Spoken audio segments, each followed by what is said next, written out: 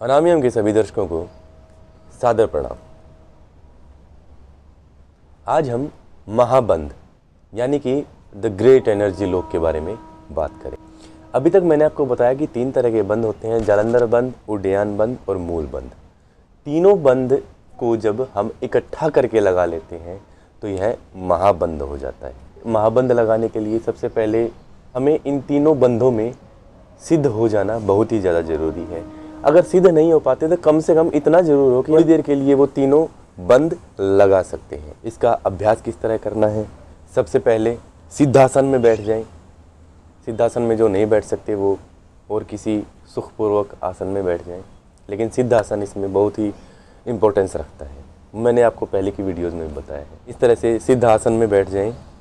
इसमें बैठने के पश्चात रीढ़ की हड्डी को सीधा रखना है और हमें तीनों बंधों का अभ्यास करना है। अब जबकि महाबंध में उड्डयन बंध भी साथ में लगता है तो हमें सबसे पहले श्वास को अंदर भरकर श्वास को खाली करना पड़ेगा।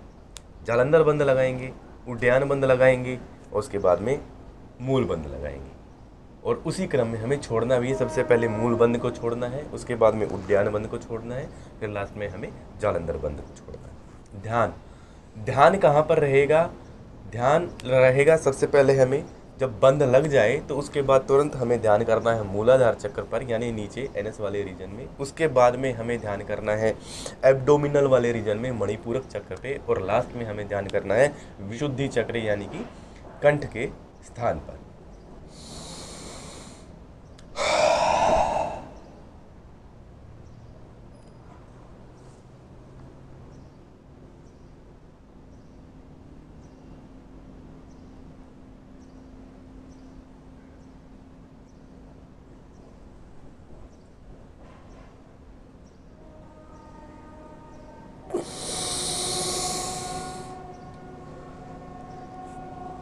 तो देखिए, इस तरह से मैंने सबसे पहले जालंधर बंध लगाया है, उसके बाद में उड्डयन बंध, उसके बाद में मूल बंध। वापस में छोड़ते हुए मूल बंध को पहले छोड़ा है, फिर उड्डयन बंध को छोड़ा है, उसके बाद में जालंधर बंध को छोड़ा है।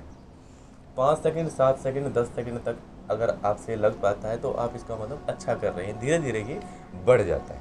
एक बार फिर से आप देखिए, श्वास को भरिए, नाक से श्वास को खाली कर दीजिए, मुंह से। उसके बाद में आप जालंधर बंध की तुरंत लगाइए, तुरंत उड्डयन बंध लगाइए और तुरंत मूल बंध लगाइए। फिर ध्यान तीनों केंद्रों पर एक लूप में ध्यान को घुमाते रहिए।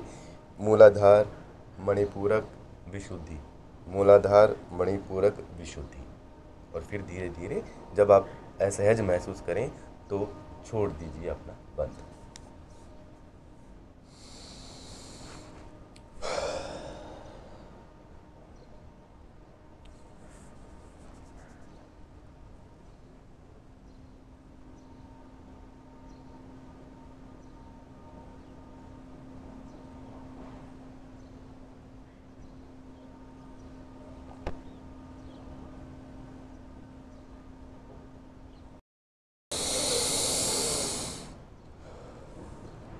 इस तरह से हम महाबंध लगाएंगे। शुरू में यह अभ्यास बहुत ज़्यादा कठिन लगता है, लेकिन जिस तरह से हम बाह्य कुंभक में यानी सांस को बाहर रोकने में हम महारत हासिल कर लेते हैं, यह महाबंध हमें सबसे अच्छा लगने लग जाता है और इसको करने में बहुत ही आनंद आता है। अब इसमें सावधानियाँ क्या क्या हैं? इसमें सावधानियाँ वही हैं जो मैंने पहले आपको जालंधर बंध के लिए, उड्डयन बंध के लिए और मूल बंध के लिए जो सावधानियां बताई थी, वही सावधानियां इसमें भी रखनी है कि पेट से रिलेटेड आपको कोई भी बीमारी हो तो आपको महाबंध नहीं लगाना है। गले से रिलेटेड सर्वाइकल वाली प्रॉब्लम्स हैं तो इस तरह से ज़्यादा नीचे नहीं लगाना है। कोशिश कीजिए कि आप इस महाबंध को एक योग्य गुरु की देख रेख में करें। गर्भवती महिलाएँ तो इस बंध को बिल्कुल भी ना लगाएं। लाभ क्या है? अब महाबंध द ग्रेट एनर्जी लोक, नाम ही इस तरह का है। अगर कुंडलिनी जागरण की बात की जाए तो मूलाधार, मणिपूरक और विशुद्धि, इससे तीनों ही शुद्ध होते हैं, तीनों में ही हमें सिद्धता हासिल होती है। पूरे शरीर में रक्त का संचार होता है। प्राण जो है, हमारे प्राण और अपान को एक जगह हम मिला सकते हैं। उसका ह्रास, उसकी क्षति, उसका वेस्टेज हम रोक सकते हैं। शारीरिक, मानसिक और आध्यात्मिक तीनों तरह के लाभ हमें इस अकेले एक महाबंध से मिल जाते हैं।